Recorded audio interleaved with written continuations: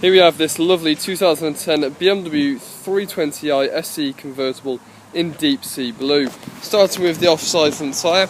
Tread depth, we're looking at a good 5 to 6 millimeters of tread there. Looking at the offside front alloy, taking a good look around the condition. Very minor little scuff there. Rest of the alloy though in a lovely condition, there's no signs of any curbing or any heavy scuff, so very nice condition down there. Looking down the offside of the vehicle, taking a good look at the condition. Looking primarily for any sort of dinks or dents. Definitely no signs of any dinks or dents down there. Now the paint's work in a few places is, well, you can definitely see it's a little bit poor. I mean, you've got a sort of line here with the paint. It's not the best. There's also a patch just around the door here, and it's a little bit bubbly or bobbly. Sorry. It's not that noticeable at all. But you can notice it in certain lights. Apart from that, the driver's door just has one or two light scratches that will require a polish. But again, it is in nice condition, definitely been taken care of. Door edge is very clean, there's no signs of any chips down there. Obviously it is a convertible, you get the hard top. Again, there's no signs of any dinks, dents, scratches or any damage at all to the roof. Moving towards the rear and the rear arch again, paintwork looks fine. There's no signs of any damage at all, no scratches or marks, and the rear tyre on the offside, we're looking at really about 3 millimeters there. Looking at the offside rear alloy, as you can see, you've got a bit of paint peel at the top there as well of a scuff. Apart from that, we're looking around the SC alloy, as you can see, very clean, no signs of any curbing or any serious scuff marks there. Moving towards the rear end of the vehicle. Taking a look at the rear bumper, you've got rear parking sensors there. Again, looking at the rear bumper, there's no signs of any serious damage at all. Everything appears to be in good order. Just a couple of scratches on the loading bay here, and the boot will require polish, but it will need a good mop. As you can see, the paintwork here is starting to slightly fade, and it's all in this sort of central part of the rear bumper, so that will need a good mop. Taking a look inside the boot itself. Nice clean condition, everything's in good order. Obviously you lift that up, but again, all is well in there. No spare wheel with the BMW. Moving around to the near side rear tyre. Again, we're looking at about 4 to 5 millimeters there. There is a little nick in the tyre there though. Again, nothing too heavy. Near side rear quarter, some light scratches will require a good polish, and see some scratches around the arch. They are very light, so you should have no issue with those. Looking at the near side rear alloy, again you can see you've got a bit of a chunk out of the tyre missing there. Looking around the alloys, a little bit of a curb mark there, and that does appear to be it.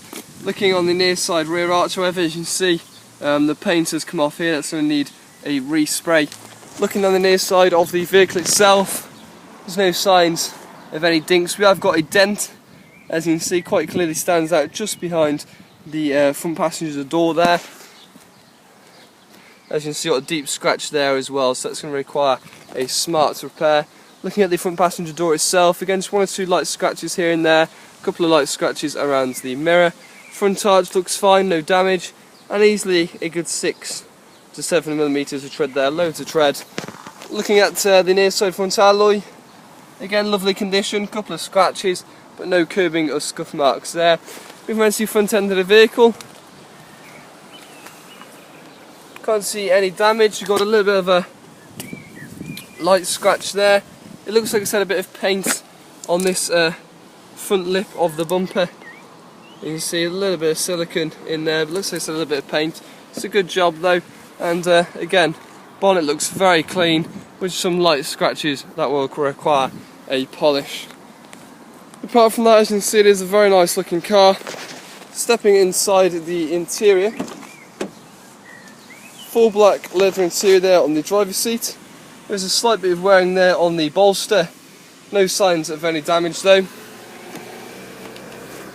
Looking in the rear seats, again lovely clean condition. There's no signs of any damage at all there, and all is well. Again, it's electric memory seats on the drivers and front passenger. Front passenger seats also in a lovely condition. Dashboard etc is very tidy. Steering wheel's not in bad condition at all for its age. Rain sensitive wipers and automatic headlights. Stepping inside the vehicle itself now, We do have 2 sets of keys with the vehicle, and just getting the car started. As you can see there, no issue at all starting the vehicle.